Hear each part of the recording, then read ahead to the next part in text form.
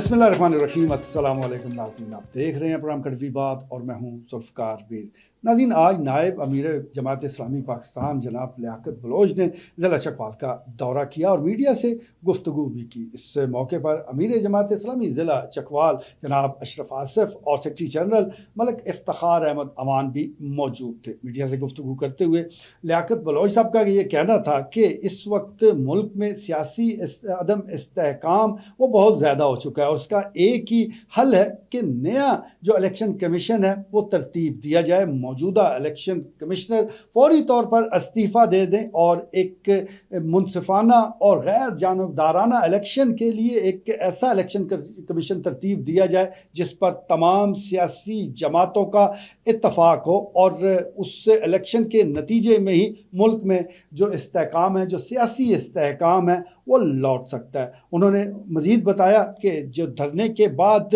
हुकूमत की जो मुज़ाकराती कमेटी थी उसके साथ तवील मुज़ाकरात हुए, फिर एक मुआहदे पर पहुंचा गया और उस मुआहदे की रूह से न सिर्फ बिजली की कीमतों को कम करना था बल्कि साथ साथ जो IPP के बिगड़े हुए मामलात हैं उनको भी देखना था। लेकिन अब इतने दिन गुजर गए हैं, मुआहदे पर अमल दरामद नहीं हो रहा। यही वजह है कि अब जमात इस्लामी ने ये फैसला किया है कि वो अवाम राब्ता मुहिम को तेज़ करेगी, वो 5 करोड़ वोटर के तक पहुँचेगी, उन तक अपना पैगाम पहुँचाएगी और बताएगी कि असल मुआहदा क्या है और हुकूमत जो वादा खिलाफी कर रही है इसकी क्या वजूहात है। अवाम राब्ता मुहिम को के सिलसिले में ही आज उन्होंने ज़िला चकवाल का दौरा किया। लियाकत बलोच ने मज़ीद बताया कि इस वक्त न सिर्फ मईशत के हालात बुरे हैं बल्कि सियासत के मामलात भी उलझे हुए हैं। अब ये तमाम सियासी जमातों का काम है, बल्कि अव्वलीन फ़र्ज़ है कि वो सियासत को आगे बढ़ाएं ताकि गैर जमहूरी जो क़ुव्वतें हैं उनके लिए स्पेस कम से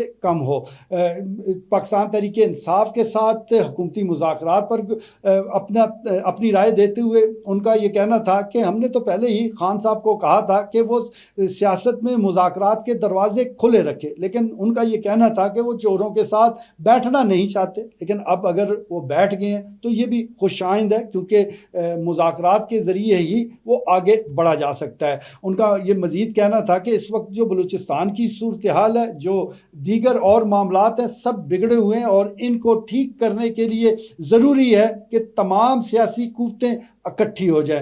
लियाकत बलोच ने मज़ीद बताया कि हुकूमत के साथ जो मुआहदा तय पाया है अब इससे पीछे नहीं हटा जाएगा। इस सिलसिले में अगर हुकूमत ने आने वाले दिनों में इस मुआहदे पर अमल दरामद ना किया तो फिर तमाम ऑप्शन खुले हैं। धरना भी दिया जा सकता है, हड़ताल भी फिर हो सकती है और इसके साथ साथ पुरअमन एहतजाज का वो रास्ता मौजूद है। लियाकत बलोच ने मज़ीद बताया कि हम घरों में नहीं बैठेंगे, हम अपना पैगाम लेकर अवाम तक जाएंगे और अवाम ने जिस तरह हड़ताल के मौके पर पजीराई दी है, जिस तरह धरने के मौके पर उन्होंने शमूलियत की है, तो बिल्कुल ये वाज़ह है कि वो हुकूमत के हर जालमाना इक़दाम के ख़िलाफ़ हैं। तो जमात इस्लामी अवाम की आवाज़ बनते हुए हरावल दस्ते के तौर पर आगे बढ़ेगी। उनका मज़ीद कहना था कि कश्मीर के हवाले से, फ़लस्तीन से हवाले से मौजूदा हुकूमत का रवैया किसी तौर पर भी दुरुस्त नहीं है।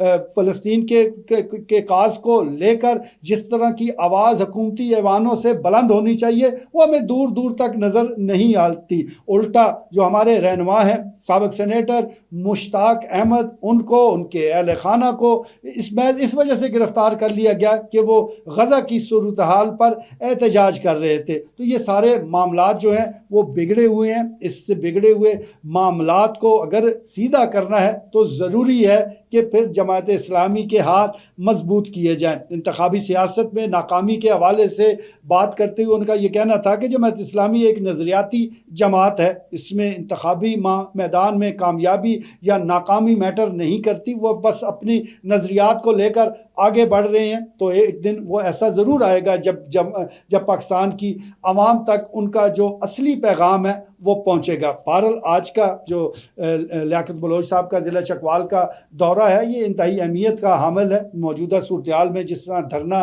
दिया गया, उसके बाद हड़ताल हुई, तो जमात इस्लामी में एक आप कह सकते हैं कि जमात इस्लामी में एक नई लहर पैदा हुई है और इस जमात में आप कह सकते हैं कि आगे बढ़ने का जो एक जज्बा है वो हमें पहले से ज़्यादा जवान नज़र आ रहा है। एक वक्त था कि जमात इस्लामी बहुत ज़्यादा मुनज़्ज़म भी थी और काफ़ी तादाद में वोट भी हासिल करती थी, लेकिन फिर वक्त के साथ साथ ज़रा रिवर्स गेयर लगा। लेकिन अब फिर जमात इस्लामी अपना पुराना जो उनका सबक है उसको याद करते हुए ज़रा एक्टिव हो चुकी है। आप देखते हैं कि आने वाले दिनों में मज़ीद वो क्या ऐसे इक़दामात उठाती है जिसके ज़रिए वो अवाम में अपना जो खोया हुआ मकाम है वो दोबारा हासिल करे। बहरहाल इस वक्त सियासी मामलात वो काफ़ी उलझे हुए हैं। मुआहदे को लेकर जमात इस्लामी भी मैदान में उतरने का अदिया दे रही है। देखते हैं कि आने वाले दिनों में ये सियासी जो ऊँट है ये किस करवट बैठता है। आज के लिए इतना ही, इजाज़त दीजिए, अल्लाह ने के बाद।